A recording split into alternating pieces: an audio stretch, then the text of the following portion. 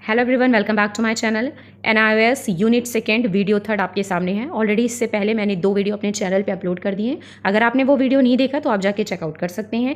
इसके अलावा एनसीईआरटी की सीरीज़ ऑलरेडी मैं चला ही रही हूँ, आप वो भी जाके वीडियो पे चेकआउट कर सकते हैं। जैसा कि आपको पता है कि आगामी DSSB की वैकेंसी आने वाली है, आपकी KVS की आने वाली है, और इसके साथ ही आपकी सुपर टेट और सीटेट तो आएगी ही आएगी। दिसंबर में आपका सीटेट लगा हुआ है, तो ये सारे जो टॉपिक्स हैं वो कहीं ना कहीं इंटर रिलेटेड हैं आपके सभी प्रकार के टीचिंग के एग्जाम से। ठीक है, तो without delay let's start this video.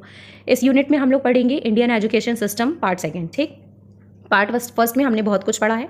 Part second में हम अब देखते हैं कि हमें कौन कौन से आयोग पढ़ना है। अब यहाँ पे हमारा भारत जो है वो आज़ाद हो चुका है। 1947 में हमारा भारत आज़ाद हुआ था, और उसके बाद की सबसे पहला जो हमारी भारत की जो शिक्षा नीति है उसको ये लगा कि शिक्षा में कुछ परिवर्तन होनी है। तो शिक्षा में परिवर्तन होने के लिए विभिन्न प्रकार के आयोगों का गठन किया गया।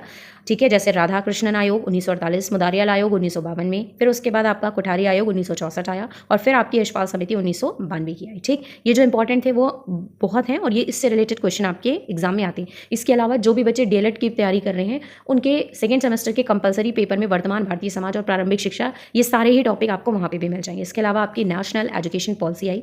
नेशनल एजुकेशन पॉलिसी आपकी 3 आई थी, एक 68 में आई थी, फिर 86 में, और फिर 1992 में आई। ठीक, फिर आपकी NCF आया, नेशनल करिकुलम फ्रेमवर्क। ऑलरेडी इससे भी पहले 2005 से पहले 2 बार आपका NCF बन चुका है। एक बार 75 में बना था, दूसरा आपका 88 में बना था। ठीक, यही है। अब यहाँ से हम वीडियो को स्टार्ट करते हैं। देखिए, फर्स्ट यूनिट में हम लोग शिक्षा की अवधारणा पढ़ चुके, उसकी प्रक्रिया पढ़ चुके, शिक्षा का उद्भव कहाँ से क्या हुआ, वर्तमान शिक्षा प्रणाली कहाँ से ली गई, गुरु क्या था, उसके दायित्व क्या थे, उसकी विशेषताएं क्या थी, वो सब कुछ हम पढ़ चुके हैं। ठीक, अब हम पढ़ने जा रहे हैं कि हमारा देश आज़ाद हो चुका है, और उसके बाद जो भारत है उसको लगा कि सबसे पहली प्राथमिकता जो हमें देनी चाहिए वो शिक्षा के क्षेत्र में देनी चाहिए। तो शिक्षा के क्षेत्र में देने के लिए जब 26 जनवरी 1950 को हमारा संविधान लागू हुआ था, तब कोई भी देश जब भी आज़ाद होगा उसके 10 साल के अंतर्गत आपको क्या करना है, निःशुल्क एवं अनिवार्य शिक्षा जो है वो लागू कर देना है। तो 10 साल के अंतर्गत ही हमारी निःशुल्क एवं अनिवार्य शिक्षा जो है वो लागू कर दी गई थी। आर्टिकल कौन सा कवर करता है? आर्टिकल 45 कवर करता है। 6 वर्ष से लेकर 14 वर्ष तक के सभी बालकों के लिए निःशुल्क एवं अनिवार्य शिक्षा लागू कर दी गई थी। ठीक है, अब यहाँ पे हम बहुत से आयोग पढ़ेंगे और बहुत सी समितियाँ पढ़ेंगे, फिर हम उसका खुद से आंकलन करेंगे कि क्या वो जो नीतियाँ या फिर जो समितियाँ हैं वो कितने हद तक वास्तव में लागू हो रही हैं। ठीक है, बेसिकली ये जो नीतियाँ थी या जो समितियाँ थी वो क्यों बनाई गई थी? तो शैक्षिक सुविधाओं में सुधार करने के उद्देश्य से नीतियां बनाई गई थी। ठीक, शिक्षा आयोग कौन कौन से हैं? सीधे सीधे क्वेश्चन आता है। राधाकृष्णन आयोग कब बना था? तो 1948 में। मुदारियाल आयोग 1952 में बना था। दुर्गाबाई समिति इंपॉर्टेंट नहीं है लेकिन फिर भी पढ़ लीजिए, 1958 में। और कोठारी आयोग मोस्ट इंपॉर्टेंट 1964 में। ठीक, प्रारंभिक शिक्षा की जो बेसिकली स्थिति का जब निरीक्षण किया गया, जांच की गई, तो ये लगा कि इन आयोगों की ज़रूरत है। इन आयोगों मतलब कि शिक्षा में कुछ नए आयोगों की ज़रूरत है जो शिक्षा का विकास करे, प्रारंभिक शिक्षा को एक नई दिशा प्रदान करे और भारतीयों को शिक्षित करने का प्रयास करे, साथ ही जन जन तक शिक्षा जो है वो पहुंचे। तो उसके लिए ये सब नीतियां की गई। लास्ट में आपका नेशनल करिकुलम फ्रेमवर्क आया, जिसे आप NCF कहते हैं, और 2005 इसके मूलभूत 5 ही सिद्धांत थे कि ज्ञान को वास्तविक जीवन से जोड़ना, कोई भी चीज़ रटवाना नहीं, कंठ नहीं करवाना, चाइल्ड सेंट्रलाइज एजुकेशन। इसके बाद जो भी TLM बनाया जाए, जो भी टीचिंग लर्निंग मटेरियल, वो ऐसा हो कि उसे फ्लेक्सिबल हो, टाइम के अकॉर्डिंग उसमें चेंजेस किया जा सके। और लास्ट था कि बालकों में या मतलब जो भी हमारे शिष्य हैं, जो भी बच्चे हैं, उनमें देशभक्ति की भावना जागृत करना। ये इसके 5 मूलभूत आधार सिद्धांत है। ठीक, अधिगम का उद्देश्य बेसिकली ये संतुति आयोग क्यों बनाए गए थे? तो शिक्षा के विश्लेषण करने के लिए, शिक्षा को एक नई दिशा प्रदान करने के लिए। दूसरा, कार्य क्षमताओं की समय समय पर जांच हो सके, इसलिए इन आयोग की स्थापना की गई थी। तीसरा, प्रारंभिक शिक्षा का विकास करने के लिए। ठीक है, और नेशनल करिकुलम फ्रेमवर्क जो है उसका मूल्यांकन करने के लिए। ठीक, बाकी इसमें कुछ है नहीं। एक इंपॉर्टेंट है कि 8 वर्षीय जो प्रारंभिक शिक्षा थी, जिसमें 5 वर्ष आपका प्राथमिक शिक्षा थी और 3 वर्ष आपकी उच्च प्राथमिक शिक्षा थी, यही आपकी शिक्षा जो है इन सब की जांच करने के लिए कि शिक्षा कार्यक्रम सुचारू रूप से चल रहे हैं या नहीं चल रहे हैं, यही इसके अधिगम के उद्देश्य है। अब सबसे पहले हम देखेंगे राधाकृष्णन आयोग 1948। सिंपल से याद रखिए, 4849 थोड़ा सा टफ हो जाएगा। सिंपल सा अगर कोई पूछे राधाकृष्णन आयोग कब आया था, तो 1948 में आया था। इस आयोग का गठन 1948 में डॉक्टर S राधाकृष्णन की अध्यक्षता में किया गया था, इसलिए इसे उन्हीं के नाम पर ही राधाकृष्णन आयोग जो है वो रखा गया। बेसिकली इस आयोग में क्या बात की गई थी? इसमें विश्वविद्यालय स्तर पे जो शिक्षा की समस्याएं हैं उनका विश्लेषण किया गया था और उनको दूर करने का प्रयास किया गया था।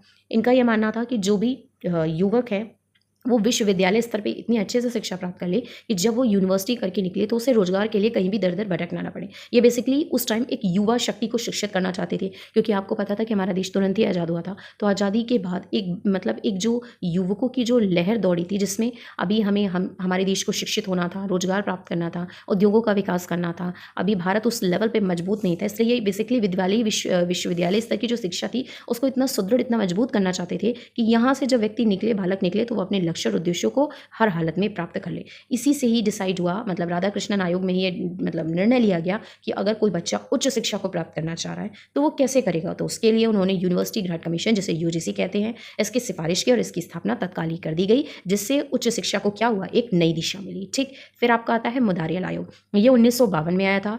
डॉक्टर लक्ष्मण स्वामी मुदारियल की अध्यक्षता में 1952 में इसका गठन किया गया था। इसका मुख्य काम था कि माध्यमिक शिक्षा जो है उसकी जांच करता था समय समय पर, और प्राथमिक और उच्च शिक्षा के बीच एक मीडिएटर का कार्य करता था। ठीक है, क्योंकि प्राथमिक शिक्षा बेस होती है और उच्च शिक्षा जो होती है वो रोजगार का आधार होती है। तो इसीलिए इन्होंने माध्यमिक शिक्षा पे बहुत ज़्यादा ही फोकस किया। ठीक है, इन्होंने समझा कि अध्यापकों की समस्याएं क्या है, और अगर अध्यापक जो है वो मतलब शिक्षित नहीं होगा तो उसका प्रभाव जो है पूरी शिक्षा प्रणाली पर कैसे पड़ेगा। तो इसलिए इन्होंने अध्यापकों की शिक्षा के लिए 2 प्रकार की संस्थाएं निकाली। पहला, इन्होंने प्राथमिक अध्यापकों का शिक्षा जो है वो स्टार्ट कर दिया, और उसके लिए क्या क्वालिफिकेशन थी कि बच्चा हाई स्कूल करके आए, ठीक है, या फिर हायर सेकेंडरी करके आए। तो जब बच्चा हाई स्कूल हायर सेकेंडरी करके आएगा तो टीचर के लिए मतलब 2 साल का कार्यक्रम रखा जाएगा, जिसमें अध्यापकों को पूर्णतः शिक्षित किया जाएगा, बालकों के व्यवहार के लिए, उनके आचरण के लिए, उनको शिक्षित करने के लिए, उनके ज्ञान के प्रचार प्रसार के लिए। और माध्यमिक में जो टीचर पढ़ाएगा उनके लिए उन्होंने अलग संस्थाएं खोली। उसके लिए उनकी जो न्यूनतम क्वालिफिकेशन रखी, उन्होंने बताया कि बच्चे का नॉर्मल ग्रेजुएशन होना चाहिए, और ग्रेजुएशन के बाद जो भी टीचर बनना चाहता है उसे 1 साल का वही कोर्स करना चाहिए शिक्षक वाला। ठीक है, तो ये किसमें बताया गया था, मुदारियल शिक्षक आयोग में बताया गया था। इससे क्या होगा, शिक्षकों का भी सम्मान होगा, बालकों का भी सम्मान होगा, बालकों को के स्तर के अनुकूल ज्ञान मिलेगा, और शिक्षा का जो स्तर है उसमें काफ़ी हद तक सुधार होगा, और शिक्षा को एक नई दिशा प्रदान होगी। जो आजकल हम लोग पेडागोजी पढ़ रहे हैं, इस पर बहुत ज़्यादा जो फोकस किया जा रहा है, ये बेसिकली कौन से आयोग की देन है, मुदारियल आयोग। तो विद्यालय स्तर पर जो शिक्षण शास्त्र है उसके पक्षों पर बहुत बल दिया गया। साथ ही साथ ये बताया गया कि बच्चे को जो स्कूल में, मतलब जो भी अध्यापक है, भावी जो भी हमारे अध्यापक हैं, उनको मतलब विश्वविद्यालय स्तर पर या फिर जो कोर्स कर रहे हैं उन संस्थाओं में उनको प्रायोगिक शिक्षा तो दी जाए, मतलब ऐसा ज्ञान दिया जाए जो उनके प्रैक्टिकल नॉलेज से मतलब जुड़ा हुआ। साथ ही साथ कुछ टाइम पीरियड के लिए उनको ट्रेनिंग भी कराया जाए, और उस ट्रेनिंग में उन्हें वो रियल एनवायरनमेंट दिया जाए जो वो कल को शिक्षक बन के प्राप्त करेंगे। तो आजकल जो आप लोग वो प्यूपल टीचर ट्रेनिंग जो करवाया जाता है, जिसमें आपको एज अ ट्रेनी भेजा जाता है, ये सब कौन सा शिक्षा की देन है, तो मुदारियल शिक्षा आयोग की देन है। इससे क्या होगा, अध्यापक जो है वो एक योग्य मिलेंगे, और जो बच्चों का भविष्य है वो सुनहरा होगा, और जो भारत का आधार है वो सुदृढ़ होगा। ठीक, नेक्स्ट आपकी आती है महिला शिक्षा राष्ट्रीय समिति, जिसे आप दुर्गाबाई देशमुख समिति कहते हैं। थोड़ी बहुत इंपॉर्टेंट है बट उतनी नहीं है, 1958 में आई थी। बेसिकली इसने क्या किया था, इसने महिलाओं और लड़कियों की शिक्षा पे बहुत ध्यान दिया, क्योंकि जैसे जैसे टाइम आगे बढ़ता गया वैसे वैसे लड़कियों की शिक्षा पे बहुत कम ध्यान दिया गया। ठीक है, तो उनको ज़्यादा से ज़्यादा स्कूल में एडमिशन लेने के लिए इस समिति का गठन किया गया। ठीक, और ये बनी कब थी, 1958 में बनी थी। अच्छा, ऐसा क्यों होने लगा, क्योंकि मतलब लड़कों को ज़्यादा शिक्षा दी जाने लगी, लड़कियों को कम, क्योंकि बात ये होता था कि लड़कियों को समझा जाता कि इनकी शादी करवा के इनको दूसरे घर जाना है, या फिर उस टाइम बच्चे ज़्यादा होते थे तो जो लड़कियां होती थी उनको अदर भाई बहन की देखरेख के लिए घर पे ही रहना पड़ता था, और जो लड़के होते थे वो विद्यालय जाते थे। तो लड़के और लड़कियों की शिक्षा में समानता लाने के लिए बेसिकली इस आयोग का गठन किया गया। ठीक है, इसमें किस किस पे बल दिया गया, इसमें माताओं की शिक्षा पे, महिला अध्यापकों की शिक्षा पे बल दिया गया, और लड़कियों की शिक्षा पे बल दिया गया। साथ ही साथ प्रौढ़ महिलाओं की शिक्षा पे भी बल दिया गया, और उन्हें रोजगार प्रदान करने संबंधी शिक्षा भी प्रदान की जाने लगी। ठीक है, तो बेसिकली इसका मेन उद्देश्य ये था कि प्रारंभिक स्तर पे जो लड़कियां शिक्षा से वंचित रह जाती हैं उनको शिक्षित करा। अब इसके बाद हमारा कोठारी आयोग आता है, जो कि 1964 में आता है। जब शिक्षा में मतलब शिक्षा का वो संशोधन किया गया, उसका विश्लेषण किया गया, तो देखा गया कि अभी भी कुछ कुछ कमियां हैं। ठीक, भारत सरकार उनसे जो शिक्षा में प्रगति हो रही थी वो उससे अभी भी बहुत खुश नहीं थी, तो उसने एक नई कमेटी का आयोजन किया, नई कमेटी का गठन किया, जिसे कोठारी आयोग कहा जाता है। इस नीति का जो बेसिकली मुख्य उद्देश्य था वो शिक्षा के सभी स्तरों में और सभी नीतियों में क्या करना था, विकास करना था, भाषा के स्तर पे भी, शिक्षा के स्तर पे भी, और देश की स्थिति को सुदृढ़ बनाना था। तो इसी उद्देश्य से कोठारी कमेटी का गठन किया गया। डॉक्टर DS कोठारी की अध्यक्षता में इसका आयोजन किया गया, इसका गठन किया गया, और इसमें बेसिकली सभी पक्षों को, सभी नीतियों को, सभी सिद्धांतों को समानता प्रदान करने की बात पर बल दिया गया। जैसे अगर हम बात करें तो शैक्षिक क्षेत्रों में जो विद्यालय शिक्षा मतलब स्कूल लेवल पर जो हम लोग शिक्षा प्राप्त करते हैं, कॉलेज लेवल पर जो हम शिक्षा प्राप्त करते हैं, जो हम लोग टेक्निकल शिक्षा प्राप्त करते हैं, एग्रीकल्चर से रिलेटेड, ऐसे ऐसे करके कुछ 7 टास्क फोर्स बनाए गए हैं जिनका मेन काम था कि हमें हर प्रकार से शिक्षा के क्षेत्र में एक नया जो है वो विकास करना है। तो इसके लिए इन्होंने 7 टास्क फोर्स का निर्माण किया। ठीक है, आयोग की नज़र में बेसिकली शिक्षा से क्या तात्पर्य था कि जिसमें राष्ट्र का निर्माण हो, राष्ट्र का विकास हो। जो कोठारी आयोग मानता था, उसका मानना था कि शिक्षा ऐसी होनी चाहिए जो हर घर में विराजे, मतलब कि जन जन तक एक शिक्षा ऐसी पहुंचनी चाहिए जिससे वो क्या कर सके, अपने ज्ञान का निर्माण कर सके। ठीक, मेन इसका यही आधार था कि लोगों को शिक्षित करना है। राष्ट्रीय विकास, और राष्ट्रीय विकास कैसे हो सकता था, केवल और केवल शिक्षा के माध्यम से हो सकता था। तो इसके लिए इन्होंने कुछ संतुतियां दी थी, जैसे इनका मानना था शिक्षा क्यों जरूरी है, या अगर शिक्षा का विकास होता है तो सबसे पहले तो आपकी उत्पादकता में वृद्धि होती है। उत्पादकता में कैसे वृद्धि होगी, क्यों, आपकी प्रोडक्टिविटी बढ़ेगी, एग्रीकल्चर फील्ड में आप आगे बढ़ेंगे, आप इंडस्ट्री में आगे बढ़ सकते हैं, आप साइंस एंड टेक्नोलॉजी में बढ़ सकते हैं, आप अपना अलग से बिजनेस जो है वो स्टैब्लिश कर सकते हैं। आधुनिकीकरण की प्रक्रिया को बल मिलेगा, कैसे, नई नई विधियों का खोज होगा। ठीक है, बच्चा सेल्फ स्टडी पे फोकस करेगा, अपने कौशलों पे फोकस करेगा, ज्ञान का निर्माण करेगा, और जो शिक्षा है वो जन जन तक पहुंचेगी। ठीक है, डिजिटलीकरण को इसमें बढ़ावा मिलेगा और सभी व्यक्ति शिक्षित होंगे। मतलब अब जो बच्चे हैं या जो व्यक्ति है वो उच्च शिक्षा को प्राप्त कर सकता है। अध्यापकों की भी वरीयता बढ़ेगी। ठीक, सामाजिक और राष्ट्रीय एकता में वृद्धि होगी, क्यों, क्योंकि हर घर जब पढ़ेगा तो सार्वजनिक शिक्षा होगी, और सार्वजनिक शिक्षा होगी तो समानता की भावना को बल मिलेगा, भाषाओं को बल मिलेगा। ठीक है, हिंदी का तेजी से विकास होगा, और सामुदायिक जीवन में भागीदारी बढ़ेगी, और व्यक्ति के जीवन स्तर में क्या होगा, सुधार होगा। राष्ट्रीय मूल्यों में वृद्धि होगी। ठीक है, इसके अलावा कोठारी जो आयोग थी उसकी समीक्षा सबसे ज़्यादा इस पे थी कि वो प्राथमिक और माध्यमिक शिक्षा पे बहुत ज़्यादा विकास करना चाहता था। इसके लिए उसने बहुत सारे गहन अध्ययन भी किए। ठीक, आयोग ने बताया कि सार्वजनिक शिक्षा ही इनका एकमात्र लक्ष्य था। ये चाहते थे कि हर घर शिक्षित हो, या शिक्षा जो है वो जन जन तक पहुंचे। और ये कैसे हो सकता है, जब जाति नहीं होगी, जाति के आधार पे किसी से भेदभाव नहीं होगा, धर्म के आधार पे किसी से भेदभाव नहीं होगा, सामाजिक स्थिति के आधार पे किसी से भेदभाव नहीं होगा, और पक्षपात रहित जब वातावरण होगा और सभी को शिक्षा मिलेगी। 6 से लेकर 14 साल तक निःशुल्क शिक्षा का जो कार्यक्रम भारत सरकार द्वारा चलाया गया है, जब इसको पूर्ण रूप से सफल किया जाएगा तो जो कोठारी कमीशन आयोग का जो मेन उद्देश्य है उसको सफलतापूर्वक प्राप्त कर लिया जाएगा। गुणवत्तापूर्ण शिक्षा प्रदान करने के लिए इन्होंने एक ऐसे ढांचे का निर्माण किया जिसमें जो अगर कोई बच्चा कहीं और पढ़ रहा है तो वो दूसरी जगह दूसरे गवर्नमेंट स्कूल में जाके अपना इजीली ट्रांसफर करवा सकता है। ठीक, दूसरा इनका महत्व था, मानना था कि प्राथमिक स्तर पर जो भी बच्चों को शिक्षा दी जाए वो उनकी मातृभाषा में दी जाए। मातृभाषा में देने से क्या होगा, बच्चा जल्दी से उससे रिलेट कर पाएगा, और सभी को निःशुल्क एवं अनिवार्य शिक्षा दी जाए। इसके अलावा इनका मानना था कोठारी कमीशन का कि माध्यमिक स्तर पर क्षेत्रीय भाषाओं को शिक्षा दिया जाए, या क्षेत्रीय भाषाओं में शिक्षा दिया जाए। और अगर कोई भी ऐसा विद्यालय है जिसको राज्य या फिर केंद्रीय सरकार द्वारा सहायता प्राप्त है, तो उस विद्यालय में जो शिक्षा है वो आप मातृभाषा अथवा क्षेत्रीय भाषा किसी एक भाषा का चुनाव करके दे सकते हैं। लेकिन अगर आप किसी अन्य भाषा में देते हैं तो उसे या उस विद्यालय को राज्य की सहायता देना बंद कर दिया जाएगा।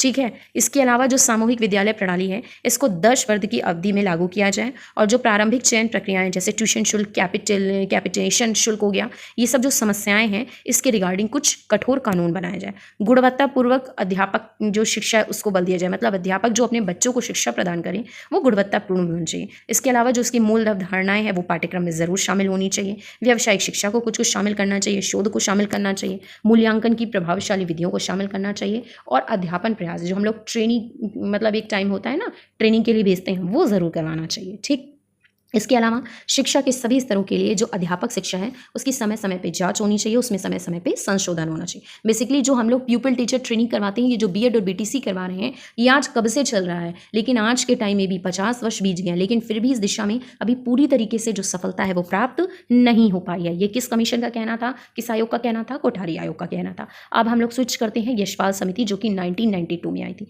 1992 में प्रोफेसर यशपाल की अध्यक्षता में एक राष्ट्रीय सलाहकार समिति का गठन किया गया था, जिसका मेन उद्देश्य क्या था, जिसका मुख्य उद्देश्य था कि विद्यालय जो बच्चों पर है उनके शैक्षिक बोझ को कम किया जाए, या हम कह सकते हैं शिक्षा बिना बोझ के। अगर कोई आपसे पूछे कि शिक्षा बिना बोझ के किस समिति के द्वारा आया था, तो यशपाल समिति, जो कि 1992 में आई थी। इसमें बेसिकली उनका उद्देश्य ये था कि विद्यालय बच्चों पर जो बोझ है, उसकी समस्या जो उत्पन्न हो रही है उसको कम किया जाए। और वो कम कैसे किया जा सकता है, जब हम बच्चों को केवल डिग्रियों के आधार पर उनके ज्ञान का आंकलन नहीं करेंगे। ठीक है, जब हम ये नहीं समझेंगे कि जिस बच्चे ने इतना मार्क्स प्राप्त किया दैट मीन्स कि वो बहुत ज़्यादा नॉलेजेबल है, जब हम इसके बिहाफ पे बच्चों को आंकेंगे नहीं, उनकी डिग्रियों के बिहाफ पे उनका आंकलन नहीं करेंगे, उनके मार्क्स के आधार पे उनका आंकलन नहीं करेंगे, उनके रैंकिंग के आधार पे उनका आंकलन नहीं करेंगे, तभी शिक्षा को बोझ के तले जो दबी हुई है या बोझ से मुक्त किया जा सकता है। ठीक है, ये किस कमेटी का मानना था, यशपाल कमेटी का मानना था, यशपाल समिति का मानना था, यशपाल कमेटी का मानना था। ठीक है, तो शिक्षा बिना बोझ के कब हो सकती है, जब बालकों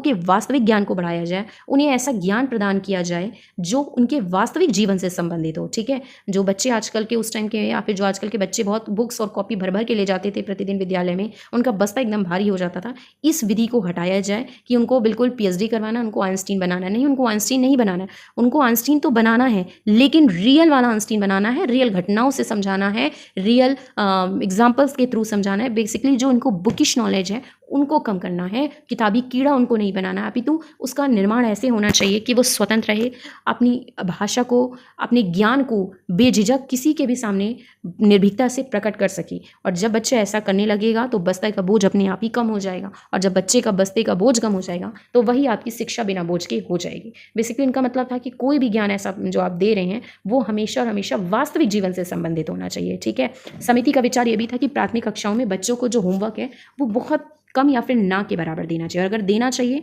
तो ऐसा होमवर्क देना चाहिए जो उनके वास्तविक जीवन से संबंधित हो। इसके अलावा आप उनको अगर होमवर्क दे रहे हैं तो ऐसा दीजिए कि वातावरण से संबंधित कोई घटना दे दीजिए कि आज जाके अपने घर में उसको ऑब्जर्व करके आना, या उस पेड़ पौधे को ऑब्जर्व करके आना, या ऐसे करके मतलब कि पर्यवेक्षण संबंधी कार्य दिया जाए। अगर उच्च प्राथमिक विद्यालय या फिर माध्यमिक कक्षाओं में भी अगर बच्चे को होमवर्क देना है तो वो ऐसा देना चाहिए जो मतलब गैर पाठ्य पुस्तकीय हो, मतलब कि ये भी हमारा जहाँ तक संभव हो वो वास्तविक जीवन से संबंधित होने, क्योंकि एट लास्ट जो जीवन की कठिनाई होती है, जो जीवन की परीक्षाएं होती हैं, इसमें यही वास्तविक ज्ञान ही काम आता है, किताबी कीड़ा ज्ञान नहीं आता। यही यशपाल समिति का कहना था, इसलिए इन्होंने हमेशा बल दिया है शिक्षा हो ऐसी जो कि बिना बोझ की हो। ठीक, बस इससे ज़्यादा नहीं है। फिर वही बता रहे हैं कि प्राथमिक कक्षाओं में कोशिश करिए कि मतलब नॉर्मल बोलचाल की भाषा में जो भी हम लोग मुहावरे प्रयोग करते हैं वो बच्चों के सामने बोले जाए, ताकि बच्चे को वो ऑटोमेटिकली ही याद हो जाए और वही उनके वास्तविक जीवन से संबंधित होंगे। वास्तविक जीवन से संबंधित उनको कल्पना, कहानी, कविताओं के माध्यम से या देश के अलग अलग भागों में रहने वाले लोगों के बारे में, उनके जीवन के बारे में इस प्रकार से उनको समझाया जाए कि कहानियों के माध्यम से उनके ज्ञान का निर्माण भी किया जाए, उनकी सृजनात्मकता में भी वृद्धि की जाए और उनको वास्तविक जीवन से जोड़ भी दिया जाए। यही इस कमेटी का मुख्य उद्देश्य था। इसके अलावा चाहे विज्ञान हो, चाहे सामाजिक विज्ञान हो, या कोई भी ऐसा विषय जो कि प्राथमिक स्तर पर बच्चों को ज्ञान के माध्यम से प्रदान किया जाता है, वो वास्तविक जीवन की स्थितियों के आधार पे ही उनको कहानी या फिर उदाहरणों के माध्यम से प्रस्तुत करना चाहिए, ताकि बच्चे को उसमें इंटरेस्ट भी आए और वो चीज़ को जल्दी से धारण कर सके। ठीक, अगर हम क्लास 6 से 8th की बात करें, जैसे हिस्ट्री अगर हम ले लें, तो हिस्ट्री में अगर आप पढ़ा रहे स्वतंत्रता संग्राम या स्वतंत्रता संग्राम के पश्चात विकास कैसे हुआ, तो वो भी आपको वास्तविक जीवन से संबंधित उदाहरणों के माध्यम से पढ़ाना है। चाहे आप नागरिक शास्त्र पढ़ाइए, चाहे आप भूगोल पढ़ाइए, ऐसे पढ़ाइए कि वो वास्तविक जीवन, वास्तविक यथार्थता से जुड़े भी और बच्चे का उस विषय से संबंध भी स्थापित हो। तो विषय से संबंध स्थापित करते हुए आपको वास्तविक जीवन से जोड़ते हुए उस ज्ञान को बालकों को प्रदान करना है। अधिगम की गुणवत्ता के लिए जो प्रोफेसर यशपाल समिति थी वो बस यही चाहती थी कि निजी विद्यालयों को बस ऐसे ही जो मान्यता है वो नहीं दी जाए, और मान्यता देने के लिए यशपाल समिति ने काफ़ी नियम भी बनाए। आपको पता है कि जिनको मान्यता प्राप्त होता है उन्हीं को ये स्कूल खोलने का अधिकार होता है, तो मान्यता संबंधी भी इन्होंने काफ़ी नियम कठोर किया। पहला तो वो किसको मान्यता देंगे वो भी उन्होंने बताया, जिसमें विद्यालय ग्रेडिंग में प्राप्त, जिन विद्यालयों में ग्रेडिंग में प्राप्त श्रेणी हो, दूसरा उनमें उनकी समाज में प्रतिशतता हो, तीसरा जिनमें अटेंडेंस जो है वो ज़्यादा हो उन बच्चों को देंगे, चौथा वहाँ देंगे जहाँ पे जो टीएलएम वगैरह उसका ज़्यादा प्रयोग ज्ञान को वास्तविक जीवन से जुड़वाया जाए, वहाँ देंगे। इसके अलावा यशपाल समिति ने बताया कि अध्यापक की शिक्षा भी बहुत ज़रूरी है, क्योंकि अगर अध्यापक शिक्षित होगा तभी वो जब विद्यालय में जाएगा तो अपने बालकों को अच्छे से शिक्षित कर सकता है। तो अध्यापकों की शिक्षा के लिए इन्होंने वही कार्यक्रम चलाए कि ग्रेजुएशन के बाद 1 साल वाला, वही जैसे उसमें चला था सेम प्रोसेस इसमें हुआ। उसके बाद अगर आप इंटर की बात करना चाह रहे हैं तो आपको फिर से 3 साल का करना पड़ेगा। तो इससे क्या होगा, जब अध्यापक खुद शिक्षित होकर पूरी प्रक्रियाओं को समझते हुए अपना विद्यालय में अध्यापन कार्य करेगा तो वो कार्य का आउटपुट जो है वो बहुत अच्छा आएगा, विद्यालय के साथ साथ बालकों का सर्वांगीण विकास होगा। यही यशपाल समिति का कहना था। इनका मुख्यतः लक्ष्य जो था वो अध्यापकों के उच्चतम प्रशिक्षण के लिए था, कि मतलब अध्यापक को अधिक से अधिक और सही तरीके से प्रशिक्षण प्रदान किया जाए।